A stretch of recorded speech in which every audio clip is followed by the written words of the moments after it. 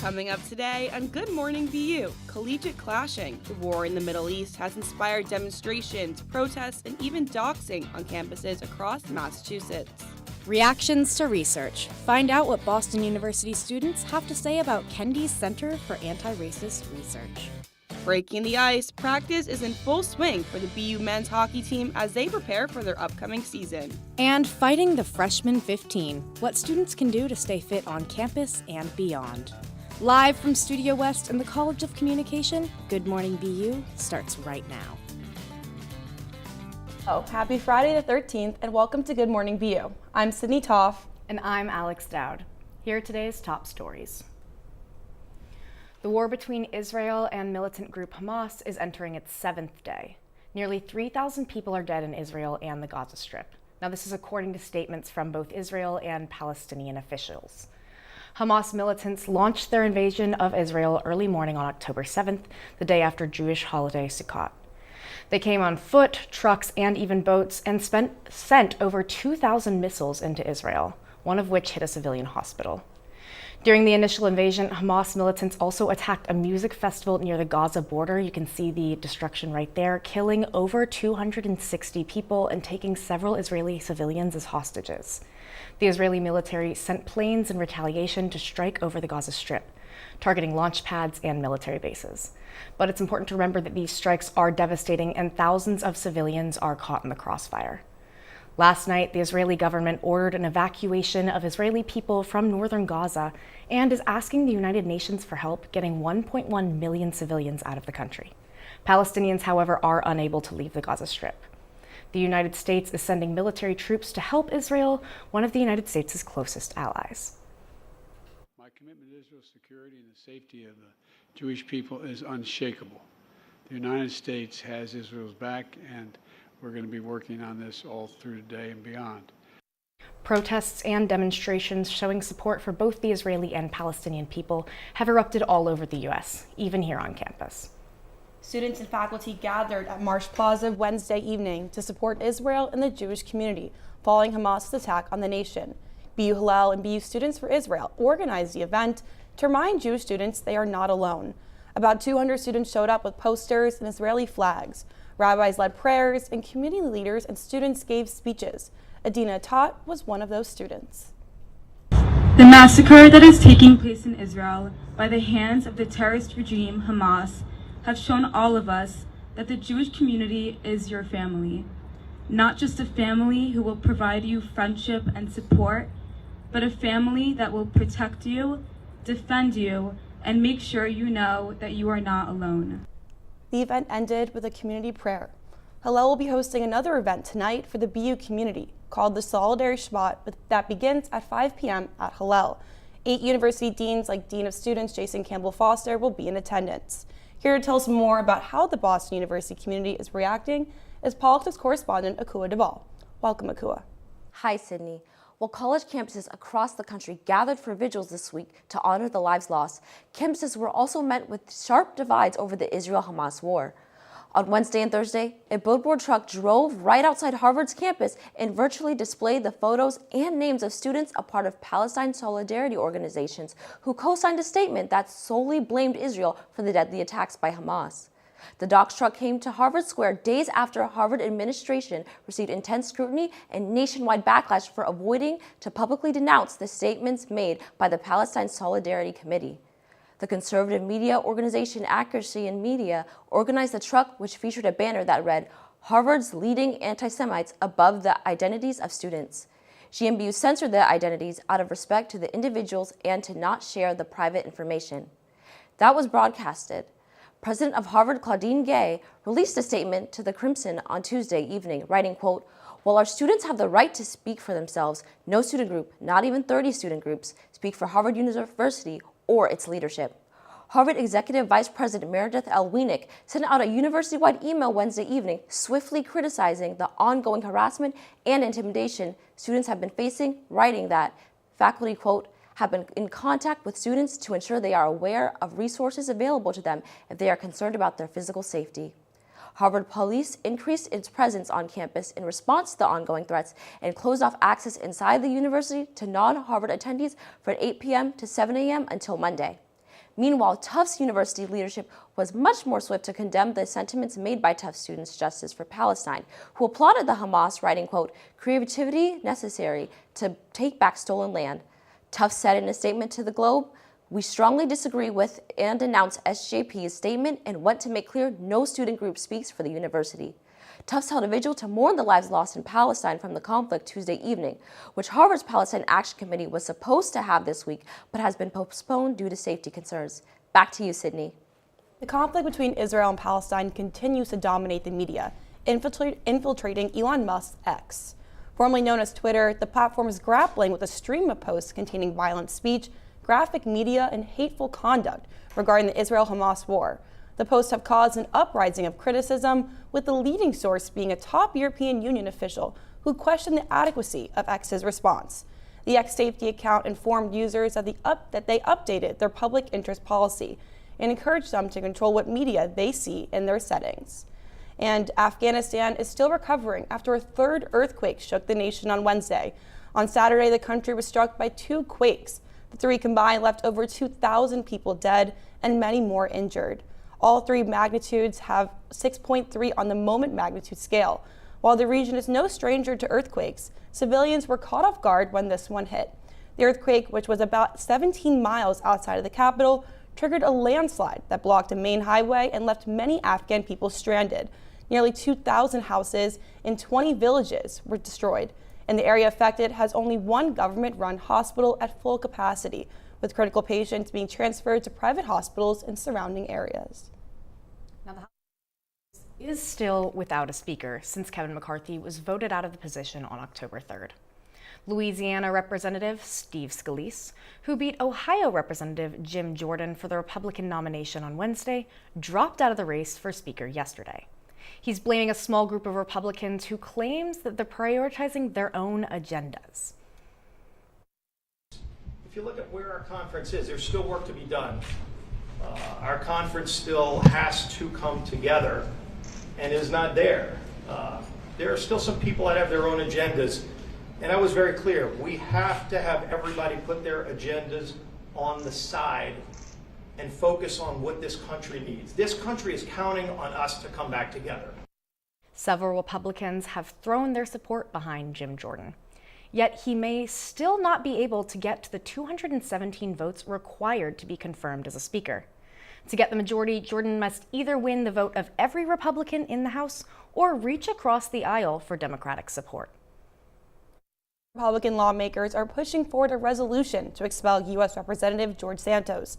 Federal prosecutors filed a 23-count indictment on Tuesday, with the charges ranging from embezzlement to identity fraud of Santos' own family members. U.S. Representative Anthony Desposito announced on X Wednesday that Republicans were attempting to remove Santos. Desposito later revealed his opinion on Santos to reporters, saying that he is, quote, a stain on the House and state of New York. Though Santos has previously pleaded not guilty to similar charges, just last week his campaign treasurer Nancy Marks pled guilty to fabricating campaign contributions from family members in order to hit a funding threshold. Removing Santos from office would require a 2/3 majority from the House. Losing Santos would make the small Republican majority even slimmer. West Maui is welcoming tourists again for the first time since the island was devastated by wildfires.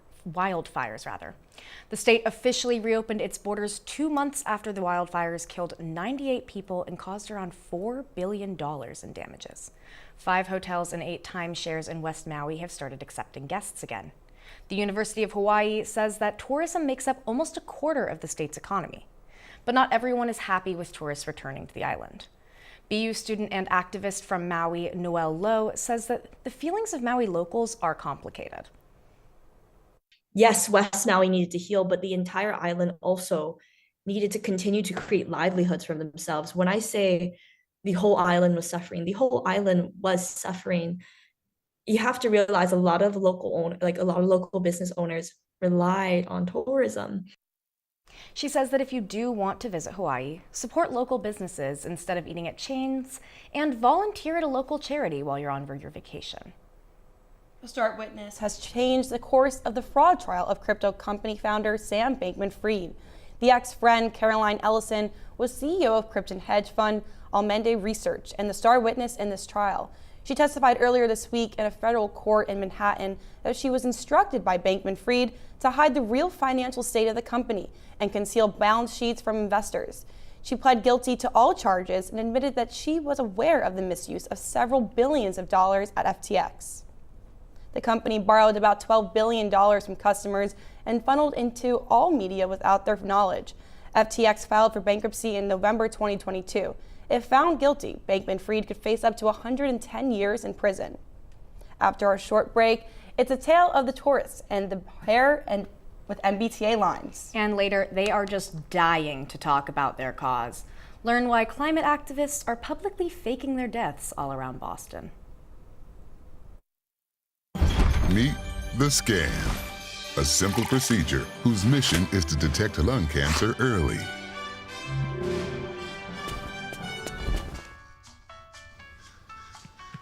I'm here to save you. But I feel fine. That's great, but you may still be at high risk for lung cancer. Oh man, that's a new fence.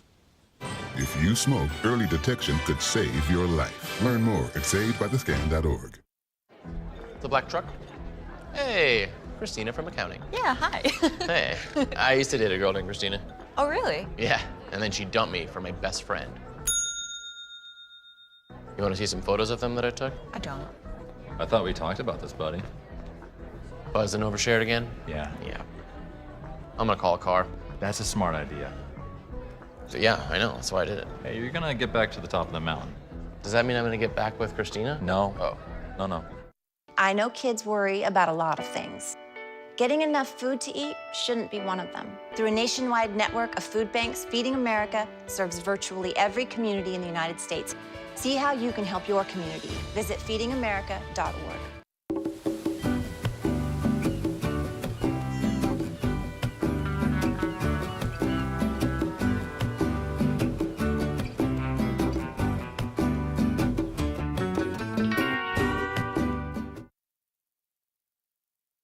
More trouble with the T. The MBTA is shutting down portions of the Red Line's Ashmont and Mattapan branches for 16 days, starting today.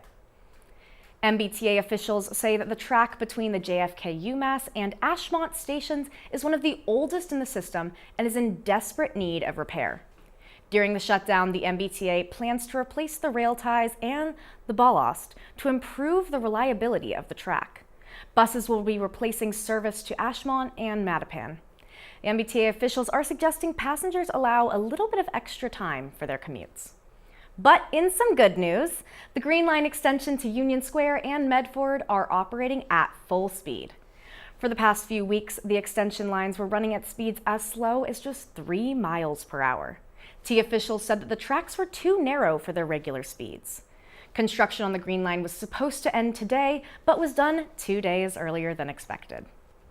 The Biden administration sent a Homeland Security team to Massachusetts on Tuesday to access the state's emergency shelter system designed to temporarily house migrants. Governor Maura Healey declared a state of emergency 2 months ago and has been calling on the federal government for additional funding. When emergency was declared in August, almost 5,600 families were in shelters. As of Wednesday, nearly 7,000 are. The list of women who have accused a former Brigham and Women's Hospital doctor have risen to dozens Thursday, with a lawsuit filed against the physician and former employees. As of Thursday, 85 women are plaintiffs in the complaint, and the first of Dr. Derek Todd's former patients is coming forward with details of her allegations starting on September 29th. The allegations involve complaints that Todd performed inappropriate pelvic, breast, and rectal exams. The class action lawsuit alleges that these examinations were performed, quote, for his own sexual gratification. Though Todd's attorney said in a statement last week that he believes he has done nothing wrong and will defend against it vigorously. Sergio Brown, a former NFL Patriots player, is in custody for the murder of his mother. Brown was taken into police custody in San Diego a month after his mother's death. Brown's mother's body was found behind her home in a creek on September 16th with suspected assault injuries. Authorities were not able to contact Brown since her death. He will soon be transported back to Illinois to face charges. Nonviolent climate and ecological justice group Extinction Rebellion is protesting around Boston, including on BU's campus. Activists participated in a die-in protest on several different campus locations. Members laid on the ground and pretended to be dead in order to represent the many victims of climate change. Protesters were surrounded by the, quote, Red Rebels, a performance activist troupe. The Red Rebels dress in red robes and white face paint to symbolize the common blood that we share with all living things. Extinction Rebellion's protest calls on the government to take immediate action in order to combat climate change. Talk about a rough day, especially for the family of dog Princess. Princess was reported stolen from Washington Park Mall last Friday. No other information has been shared with the public. However, police has released images of the man in connection with this robbery and is asking for the public to help identify him. Anyone with any information can contact BPD detectives. Florida continues to lead the United States book banning crusade with 300 books removed from library shelves in the state. But Boston-born activist Paul English is on a mission to place these books back in the hands of students. Some of these banned books include the ones that we have here, like Beloved by Toni Morrison, Slaughterhouse-Five by Kurt Vonnegut, Red, White, and Royal Blue, and The Handmaid's Tale. English launched Banned Books USA, a website that will distribute banned or restricted books to anyone in Florida who requests them. Florida residents, libraries, and educational institutions can order these books for free as long as they pay a $4 shipping fee. The cost of the actual books will be covered by a $100,000 investment by English himself. Birkenstock ends over 12% under its initial public offering after a disappointing Wall Street debut this week. The nearly 250-year-old German footwear company opened Birkenstock shares for public purchase on Wednesday. The brand started in 1774 as a somewhat shabby but comfortable form of footwear, but has launched into a fashionable billion-dollar company. Shares for Birkenstock began trading at $41 after the initial public offering valued the shares at $46. Unfortunately, the stock closed at a few cents over $40, down approximately 12.61%. And coming up after this quick break, several were dropped from Ibram Kendi's Anti-Racist Research Center. But what was the center doing for the BU community? Get some student reactions next. I want to eat apples and bananas.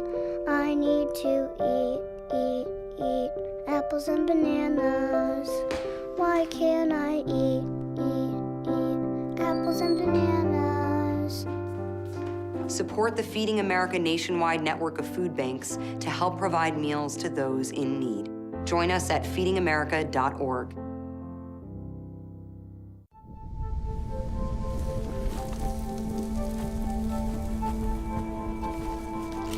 Eva Marie smoked 12,000 packs of cigarettes over 15 years.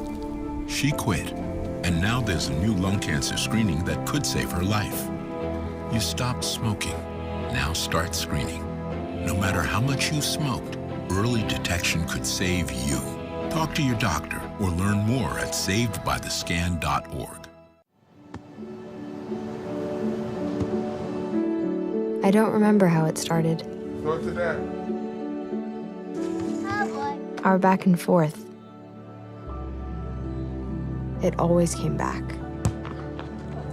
Dad! You probably don't remember what you told me, That was perfect. but I heard every word.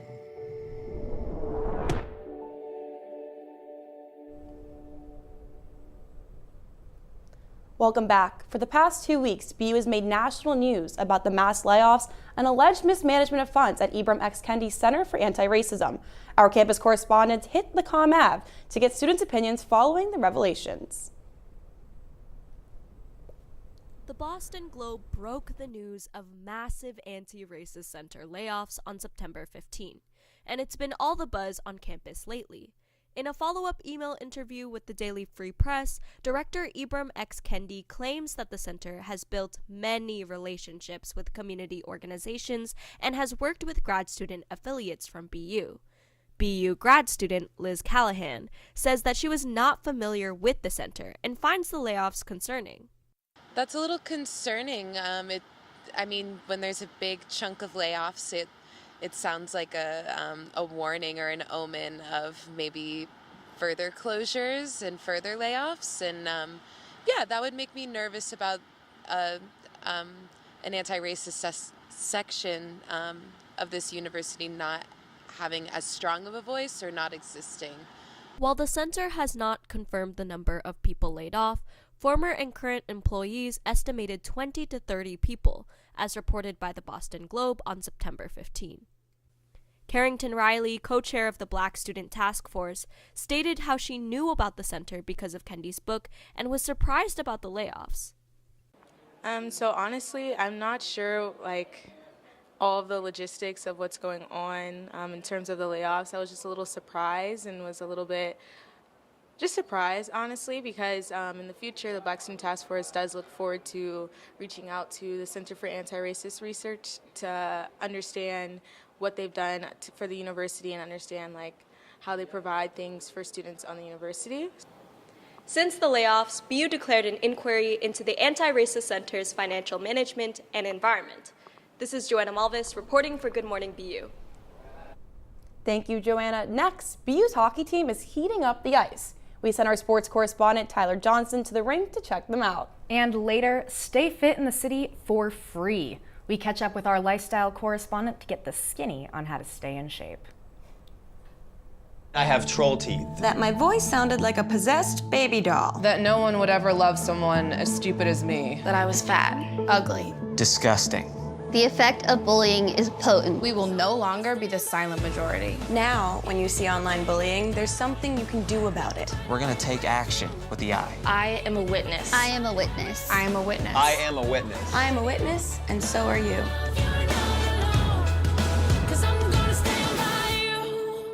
Oh! Checking your fantasy league? Nah, just my 401k statement.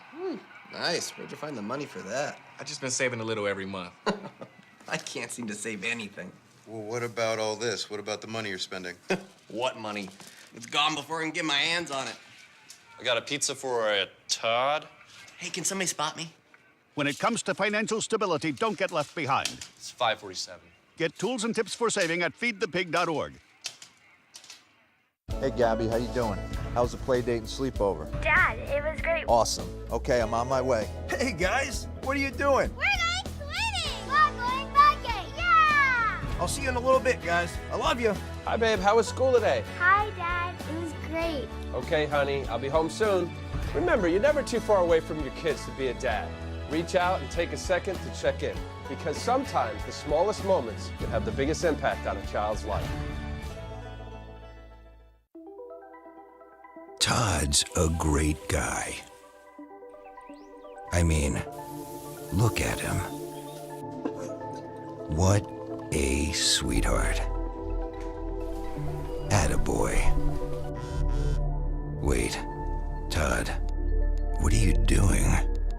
How totally selfish and un-Todd-like of you. Come on, Todd. Come on, man. Welcome back. BU men's hockey now has 2 first-place preseason rankings from USA Hockey and U.S. College Hockey Online, promising an exciting year ahead for Terrier hockey. Sports correspondent Tyler Johnson caught up with Captain Chase McCarthy and Assistant Captain Luke Tuke to discuss the upcoming season. The BU men's hockey team is back and ready to take on their first opponent in Bentley University on October 7th. Coming in hot with first place in both national preseason polls, we caught up with Captain Case McCarthy and Assistant Captain Luke Tuck to hear more about what we can expect from this electrifying team. I think there's a chip on our shoulder. I mean, there's a lot of experience within our group. I think our group's confident in our abilities, and like I said, just continue to focus on the little details that are going to make us great. Listening to McCarthy, it's clear that this year's team is looking to be better tactically. Get into our structure in the D zone, neutral zone. I think offense, we have a lot of very highly skilled players, so that'll come. Just making sure we're keeping puck out of our own net.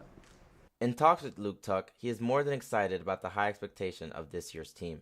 I think we have a really, really good freshman class coming in, and a lot of high-end talent and a lot of offensive skill. So obviously, defenseman like Lane Hudson coming back, and a lot of our forwards from last year is key for us this year.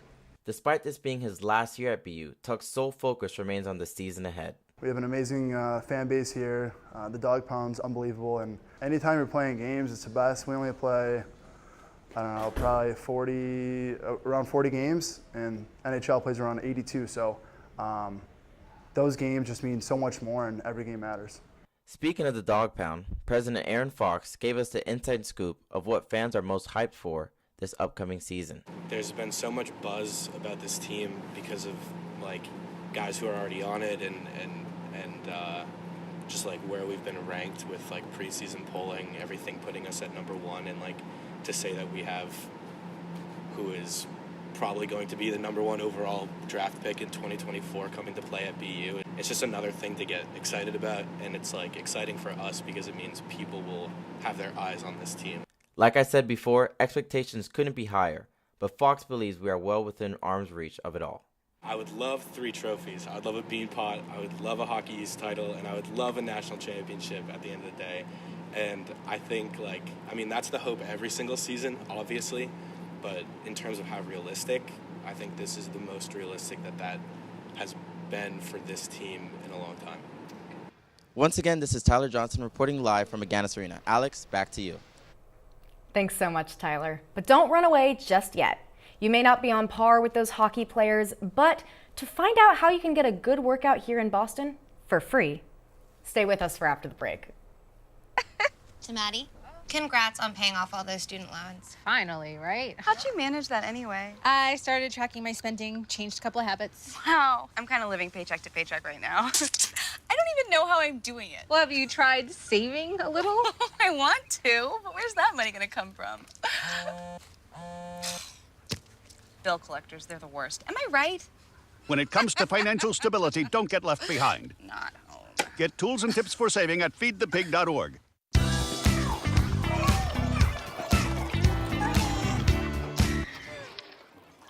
Looks like it's done.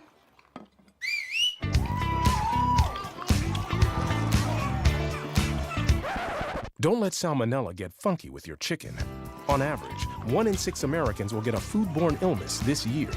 You can't see these microbes, but they might be there. So learn the right temperature to cook each type of meat. Keep your family safe at foodsafety.gov. There's one thing you can never have sex without. It's not something you buy. Or something you take. In fact, there's only one way to get it. It has to be given to you, freely. It's consent. Because sex without it isn't sex. It's rape. Consent. If you don't get it, you don't get it. It's on us to stop sexual assault. Learn how and take the pledge at itsonus.org.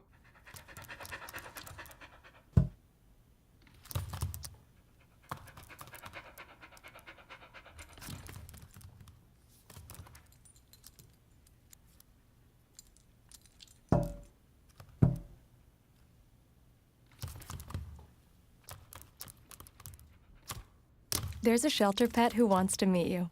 Meet one today. Visit theshelterpetproject.org. Adopt. Welcome back.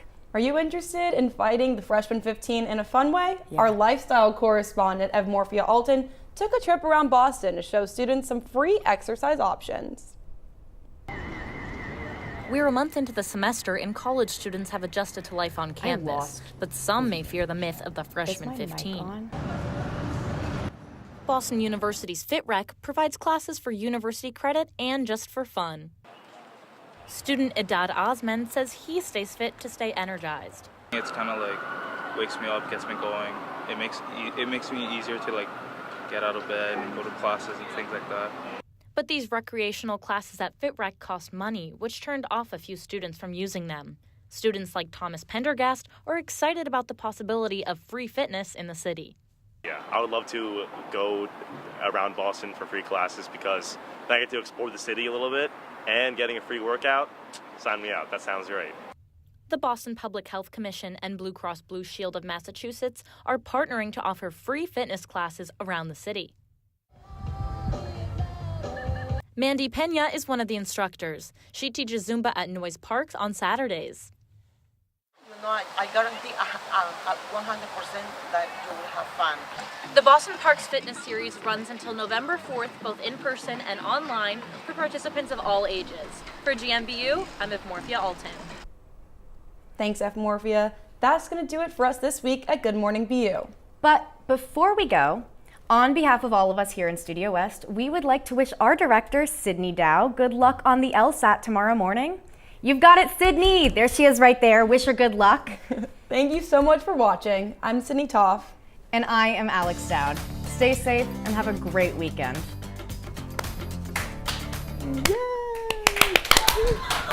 Yay! We did it! Everyone come in.